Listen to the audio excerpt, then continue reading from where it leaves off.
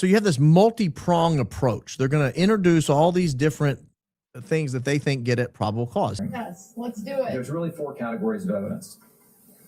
The first is surveillance from UVU. Now, UVU has a great surveillance system, and they capture the defendant coming onto campus at about 7 a.m. or I think about 8 a.m. Okay, it's clearly him. He's driving his gray Dodge Charger. I should say he's from St. George, so this isn't just a casual passing by Utah Valley University. This is a 3.5-hour drive from his home, 250 plus miles from his home. He was in Orem. Okay, well, a lot of people were in Orem that day. They captured his car pulling into the Utah Valley University parking structure.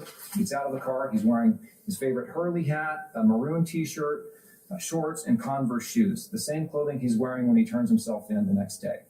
Clearly him. There's good facial images and everything. He walks around campus and he scouts campus out.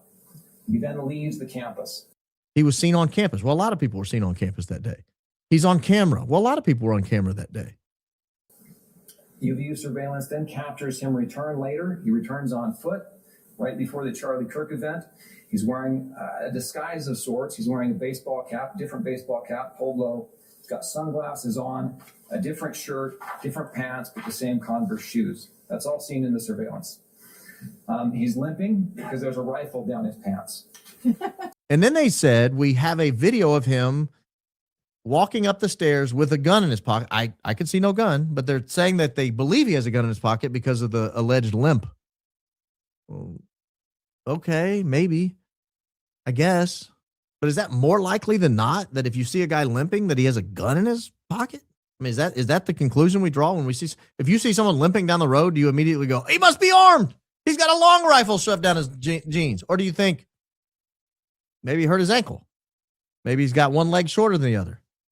Maybe he's got a bum knee. I saw a guy limping at church today. I didn't assume he was armed.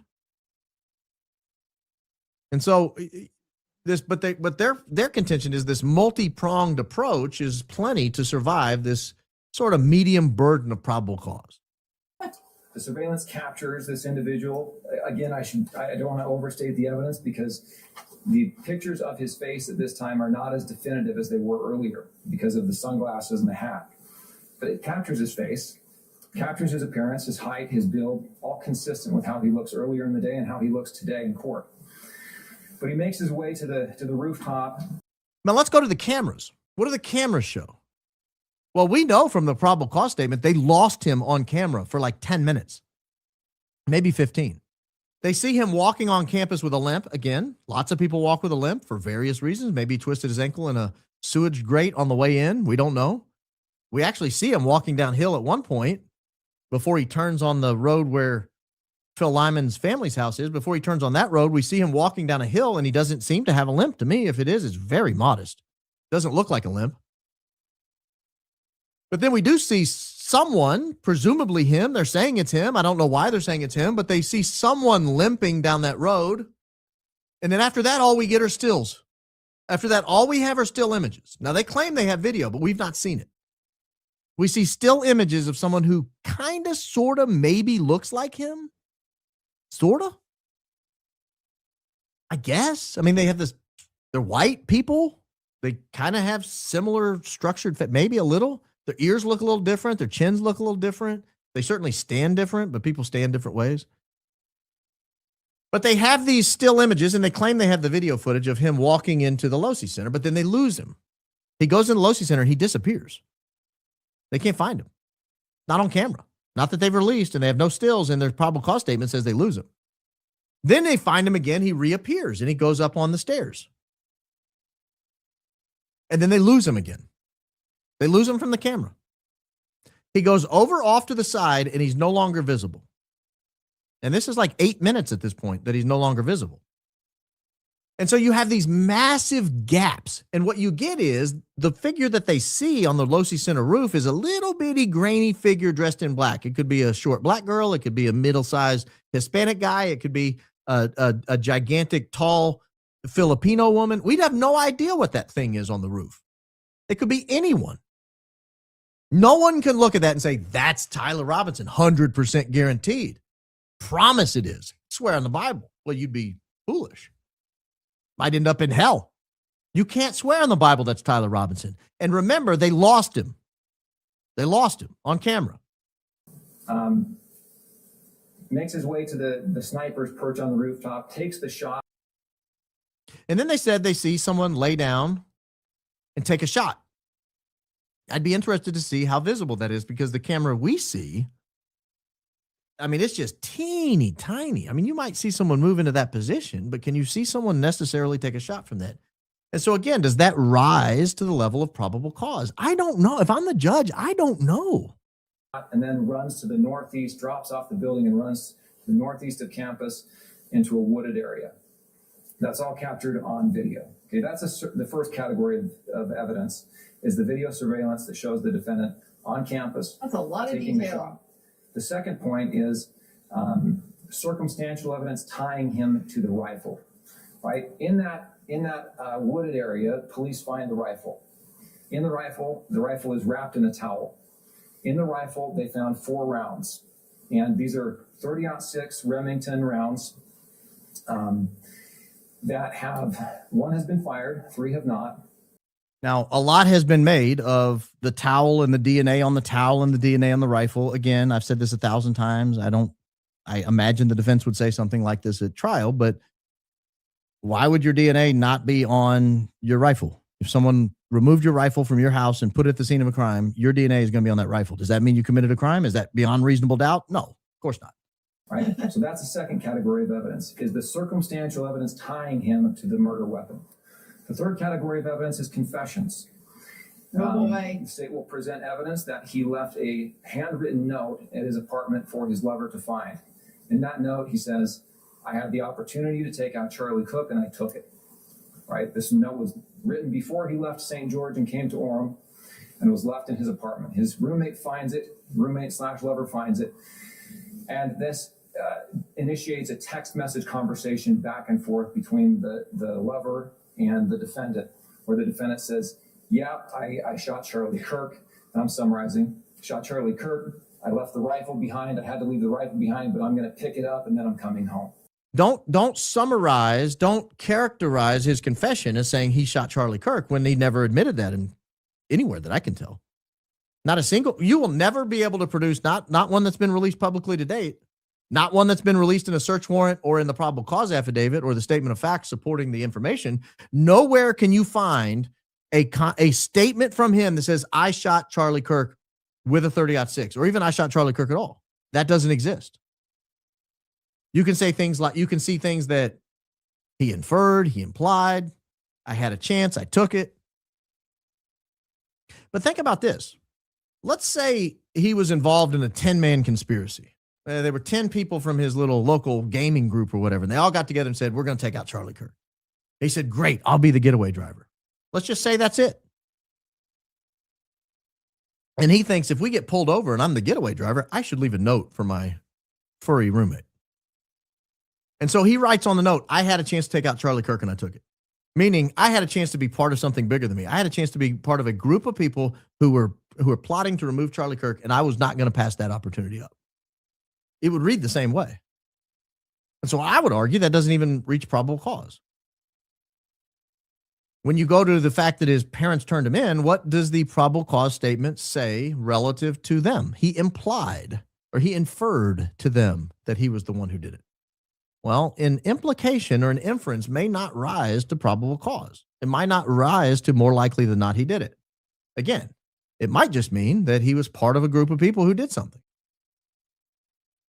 And so I don't think you're going to find anywhere where he says he did it. "That wasn't you, was it?" "Yeah, it was me. I did it." You did what? You pulled the trigger? Or you were the getaway driver? Or you supplied the gun? What did you do? Because he wasn't charged with being the getaway driver. He wasn't charged with supplying the gun. He was charged with pulling the trigger. He was charged with climbing up to the Losey Center and pulling the trigger. So even on the statements, I think it's close. It's a close call. It's certainly not mountains of evidence. It's not overwhelming evidence.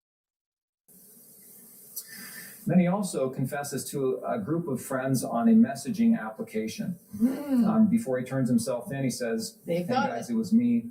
I did it. Thanks for all the good times. Goodbye." Another thing that was absolutely critical to this whole thing, we had to get a confession. We had to get a confession out of this guy. You know, that's a big part of the Fed slop. You know, he confessed, talked to his friends on Discord and confessed. Interesting. When did he confess on Discord? Well, let's find out. Because Newsweek has an article with the screen cap of the Discord confession. You guys have heard about this. I don't know if you've ever seen it, but this is very interesting. And I don't see how this is Tyler Robinson. Ladies and gentlemen, this is evidence of Fed slop. Tyler Robinson's Discord messages revealed. It's interesting here because what we have is a date of 8:57 p.m. Now, it's interesting, and I'll show you why it says 8:57 when it's really 7:57. 8:57 because the guy who captured this was in Wisconsin. His name's Klippenstein. Here he is right here. Utah Governor's Office via AP Ken Klippenstein. When Klippenstein captured this Discord chat, he was in Wisconsin, so it was timestamped in Wisconsin. Just like my Twitter feed timestamps to Central Time, even though I'm reviewing things that were drafted on Mountain Time. And so when you see that 8:57, just understand that should be 7:57 local time. Hey guys, I have bad news for you all. It was me at UVU yesterday. I'm sorry for all this.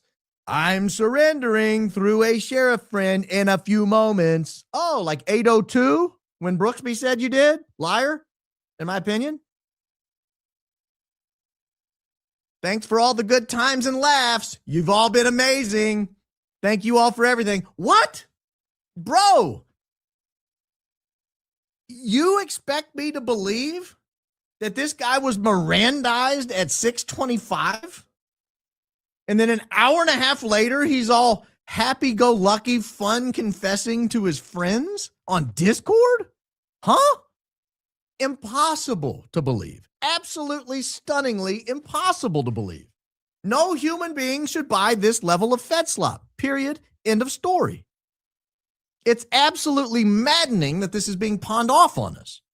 But they had to get absolute certainty in the minds of the jurors of Utah County, which is like an 80% Republican state, that a wild, rabid leftist living with a trans furry was the one who did it.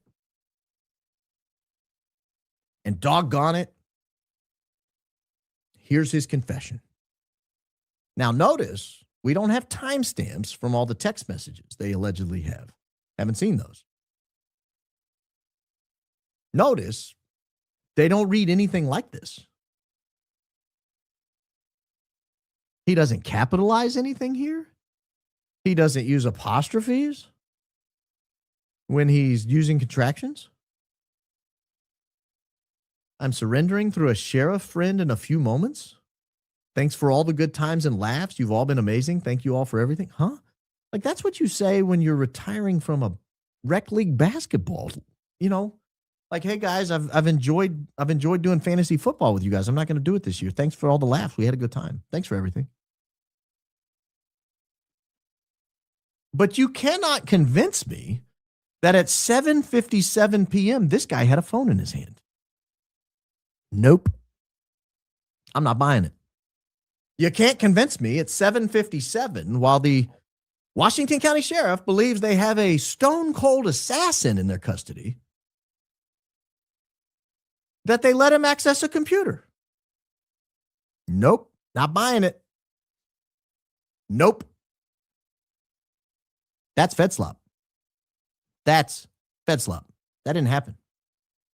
That didn't happen. And the final confession is an acquaintance is a former law enforcement officer, and he helps arrange the defendant turning himself into the sheriff's office. And when he's talking to that former law enforcement officer, he says, I got rid of the clothing I wore. Right? So there are three categories of evidence that have nothing to do, the show probable cause, have nothing to do with the DNA evidence, which is what defendant's issue is here. The fourth category of evidence is that DNA evidence. And you have to understand what that DNA evidence is. Yes, tell us. The towel that the rifle was found wrapped in was sent to the FBI lab for testing. There was also a screwdriver found on the sniper's perch that was also sent to the FBI lab for testing. The rifle itself was sent to a different lab, the ATF lab, for DNA testing. And both labs tested those materials completely independently of each other, different analysts, different labs, different locations. Both of them come back showing the defendant's DNA on those materials. Okay, the screwdriver, the towel, and the gun. I say they found the defendant's DNA on those materials. The experts and the reports that we'll present at the preliminary hearing were much more precise than that, right? Really what they say is there's astronomical odds that this DNA belongs to anyone but the defendant. Now, a lot has been made of the towel and the DNA on the towel and the DNA on the rifle. Again, I've said this 1,000 times. I imagine the defense would say something like this at trial, but why would your DNA not be on your rifle? If someone removed your rifle from your house and put it at the scene of a crime, your DNA is going to be on that rifle. Does that mean you committed a crime? Is that beyond reasonable doubt? No, of course not. That will never rise to beyond reasonable doubt. You have to prove the guy fired the weapon. You have to prove he fired the weapon. Your weapon, I mean, it goes to weight, not sufficiency. Obviously, the evidence gets in. But how hard is it to say, well, of course his DNA is on his own weapon? Why would it not be?